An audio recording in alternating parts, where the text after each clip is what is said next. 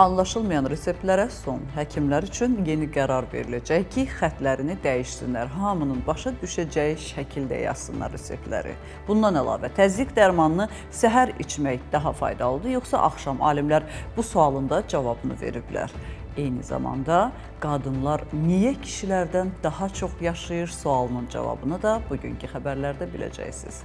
Saf televiziyasında tibb xəbərlərinin vaxtıdır. Studiyada Günel İbadovadır. Alimlərdən daha bir yeni kəşf. Kimyoterapiya hansı hallarda xərçəng xəstələrinin müalicəsində istifadə olunmayacaq? Məncə bir çoxlarına lazım olacaq. Nəzərə alsaq ki, Ümumdünya Səhiyyə Təşkilatının ən son hesabatında ümumiyyətlə 2030-cu ilə qədər dünya əhalisinin 75%-nin xərçəng olma ehtimalı var hesabatı yayımlanandan sonra. Kimyoterapiyasız xərçəng mümkündürmü? Finlandiyanın Turku Universitetinin alimləri baş və boyun xərçəngi olan hansı xəstələrin cərrahi əməliyyatından sonra kimyoterapiyasız müalicə ala biləcəklərini müəyyən edib. Lima 1 alfa zülalı ilə bağlı tədqiqatın nəticələri Embo Molecular Medicine jurnalında dərc olunub. Mütəxəssislər şiş toxumasında bu zülalın varlığını müəyyən edən sadə bir test hazırlayıb. Lima 1 olmadan bir əməliyyatdan sonra uğurlu müalicə ehtimalı olduqca yüksəkdir. Tədqiqatın nəticələri Finlandiyanın bütün universitet xəstəxanalarının məlumatlarına əsaslanır. Şişlərində Lima 1 olmayan xəstələr müsbət göstəricilər verib. Onların heç birində 2 illik izləmə zamanı xərçənglə bağlı ölümlər qeydə alınmayıb.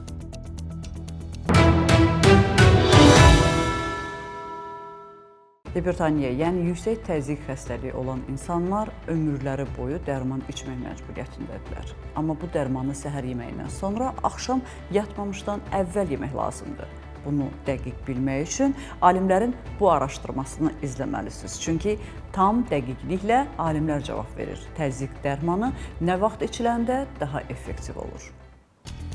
Təzyiq dərmanı səhər yoxsa axşam içilməlidir. Böyük Britaniyada aparılan və The Lancet jurnalında dərc olunan nəhəng klinik sınaq hipertoniya xəstələrinin ən çox verdiyi suallardan birinə aydınlıq gətirib. Təzyiq dərmanlarını səhər içmək daha yaxşıdır yoxsa axşam? Tədqiqatda 21 mindən çox hipertoniya xəstəsi iştirak edib. İştirakçılar təsadüfi olaraq iki qrupa bölünüb. Biri səhər, digəri isə axşam dərmanı qəbul edib. Onlar illərlə izlənilib və ürək tutması, insult və ölüm halları müqayisə olunub. Nəticə gözlənildiyi kimi sadə olmayıb. Axşam qəbulun səhərdən əhəmiyyətli üstünlüyü aşkarlanmayıb. Yəni, kardiovaskulyar hadisələrin tezliyi hər iki qrupda eyni səviyyədə olub. Bu, illərdir aparılan axşam qəbul daha yaxşı qoruyur iddialarına ciddi cavab sayılır. Alimlər qeyd edir ki, bəzi xəstələrdə axşam qəbulu qan təzyiqinin gecə nəzarətini yaxşılaşdıra bilər. Lakin bu, hamıya aid deyil. Üstəlik, sidik qovucu tərkibli dərmanların axşam qəbul edilməsi yuxu pozuntularına səbəb ola bilər. Araşdırmanı aparan University of Dundee və bir neçə Britaniyalı klinik mərkəzin alimləri vurğulayıb ki, əsas məsələ dərmanı vaxtında və mütəmadi qəbul etməkdir. Qəbul saatını isə həkimlə birgə şəxsi həyat tərzinə və dərmanın növünə uyğun müəyyənləşdirmək lazımdır.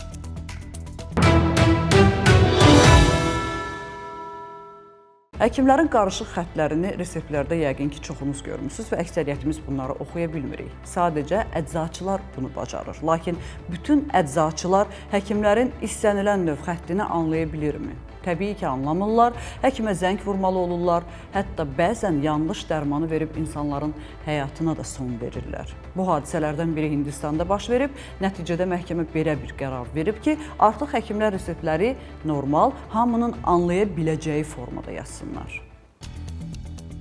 Həkimlər yazı yazmağı öyrənməlidir. Ölkədə reseptlərin aydın, böyük hərflərlə yazılması həkimlər üçün məcburi edilib. Hindistanda həkimlərin oxunmaz reseptləri yazması ciddi problemə çevrilib və bu bəzən xəstələrin həyatına təhlükə yaradır. 2014-cü ildə Hindistanın Nalgonda şəhərindən olan əczaçı 3 yaşlı qızın yanlış dərman səbəbi ilə vəfat etməsindən sonra məhkəməyə müraciət edib. Bu hadisə nəticəsində 2016-cı ildə Hindistan Tibb Şurası həkimlər həkimlərə reseptləri oxunaqlı şəkildə yazmağı tövsiyə edən qərar qəbul edib. 2020-ci ildə isə Səhiyyə naziri bu qaydalara əməl etməyənlərə qarşı cəza tətbiqlərinin görüləcəyini açıqlayıb. Buna baxmayaraq, xüsusilə kənd yerlərində hələ də oxunmaz reseptlər əczaçılara ciddi çətinlik yaradır. Təcrübəli əczaçılar bəzi hallarda yazını təxmin edə bilsələr də, səhvlərinin qarşısını almaq üçün tez-tez həkimlərlə əlaqə saxlamaq məcburiyyətində qalır. Hindistanın Ali Məhkəməsi məsələ ilə bağlı qərarında reseptin oxunacaq vəziyyətdə olmasının xəstənin hüququ olduğunu və hətta həyat qurtara biləcəyini vurğulayıb. Məhkəmə həmçinin tibbi təhsilə xətt dərslərinin əlavə olunmasını və yaxın 2 il ərzində rəqəmsal resept sisteminə keçidi tövsiyə edib.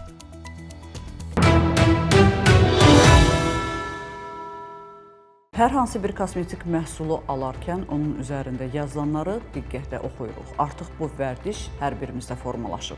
Lakin müəmma bilirsiniz nə vaxt başlayır? Şirkətlər tərkibi doğru yazmayanda güvənirsən, alırsan, amma sonra yoxlanışda məlum olur ki, kosmetik vasitənin üzərində yazılanla içindəki eyni deyil.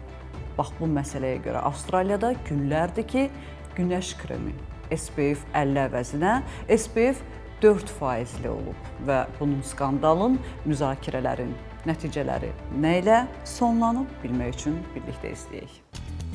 Günəş kremində SPF 50 yerinə SPF 4 çıxdı. Avstraliyada günəşdən qoruyan kremlərlə bağlı qalmaqal getdikcə böyüyür. İstehlakçı hüquqlarını müdafiə edən qrupun araşdırmasına görə bəzi məşhur və bahalı məhsullar reklam edilən SPF dəyərini təmin eləmir. Məsələn, Ultraviolet şirkətinin Lean Skin Skincare SPF 50 adlı məhsulu əslində cəmi SPF 4 göstəricisi verib və buna görə satışdan geri çağırılıb. Avstraliyanın tibb məhsulları idarəsi bu məhsulla eyni tərkibə sahib olan 20-yə yaxın digər krem müəyyən edib və onların əksəriyyəti ya satışdan çıxarılıb, ya da istehsalı dayandırılıb. İdarədən bildirilib ki, bu məhsulların çoxu Amerika Birləşmiş Ştatının Princeton Consumer Research Corp adlı laboratoriyasının test nəticələrinə əsaslanıb. Problemli formulun istehsalçısı olan Wild Child Laboratories şirkəti isə formulun istehsalını dayandırıb və deyib ki, problem təkcə onlarda yox, ümumilikdə sənaye ilə bağlıdır. Qeyd edək ki, Avstraliya dünyada dəri xərçəngi hallarının ən çox rast gəlindiyi ölkədir və burada günəşdən qoruyucu vasitələrə dair çox ciddi qanunlar mövcuddur.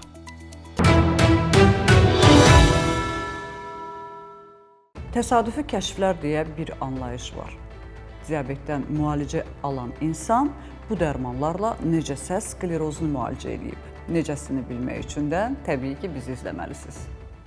Diabet və allergiya dərmanı skleroza qarşı. Cambridge Universitetinin alimləri diabet və allergiyaya qarşı istifadə olunan 2 dərmanın birlikdə tətbiqinin dağınıq skleroz xəstələrinin müalicəsində ümidverici nəticələr verdiyini açıqlayıb. Avropanın Dağınıq Skleroz Araşdırmaları və Müalicəsi Komitəsinin konfransında təqdim olunan araşdırmaya görə metformin və klimastin dərmanlarının kombinasiyası zədələnmiş sinir örtüyü, miyelini bərpa edə bilər. Tədqiqatda təxminən 70 dağınıq skleroz xəstəsi iştirak edib. Onların yarısına 6 ay boyunca bu dərman kombinasiyası, digər yarısına isə plasebo verilib. Nəticədə aktiv dərman alan qrupda sinir impulslarının ötürülmə sürəti sabit qalıb. Plasebo qəbul edənlərdə isə bu göstərici zəifləyib. Bu isə miyelinin bərpasının mümkün olduğunu göstərir. Əgər növbəti mərhələlərdə effektivlik və təhlükəsizlik təsdiqlənərsə, bu yanaşma təkcə dağınıq skleroz deyil, həm də Alzheimer və Parkinson kimi digər neurodegenerativ xəstəliklərin müalicəsində də inqilabi dönüş nöqtəsi ola bilər.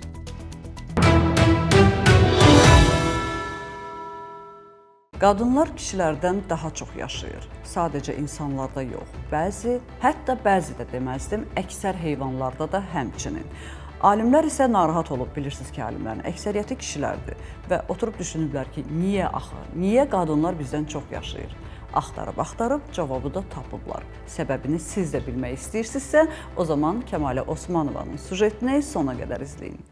Niyə qadınlar kişilərdən daha uzun yaşayır? Bu ömür fərqi qadınların çox vaxt daha sağlam qidalanma və həyat tərzinə riayət etmələri, öz sağlamlıqlarına daha çox diqqət yetirmələri ilə izah olunur. Science Advances jurnalında dərc edilən araşdırmaya görə qadınlar səhiyyə və yaşayış şəraitindəki irəliləyişlərə baxmayaraq hələ də kişilərdən daha uzun yaşayır. Bu tendensiya sadəcə insanlarda deyil, bəzi heyvanlarda da belədir. Tədqiqat həm vəhşi təbiətdə, həm də zooparklarda yaşayan çimpanze, gəmirci, sığın və bir çox quş növləri də daxil olmaqla 1176 növdən ibarət olub. Bu indiyədək edilən ən əhatəli təqliddir. Tədqiqat nəticəsində məlum olub ki, məməli növlərinin 72%-ində dişilər orta hesabla 12% daha uzun yaşayır. Quş növlərində isə 68% erkəklər orta hesabla 5% daha uzun yaşayır. Tədqiqatçılar xromosomlardakı fərqin bu mətləbə aydınlıq gətirdiyini vurğulayıb. Məməlilərdə dişilərdə 2X xromosomu var, kişilərdə isə 1X xromosomu və 1Y xromosomu var ki, bu da qadınları zərərli genetik mutasiyalardan qoruyaraq potensial olaraq üstünlüyü təmin edir.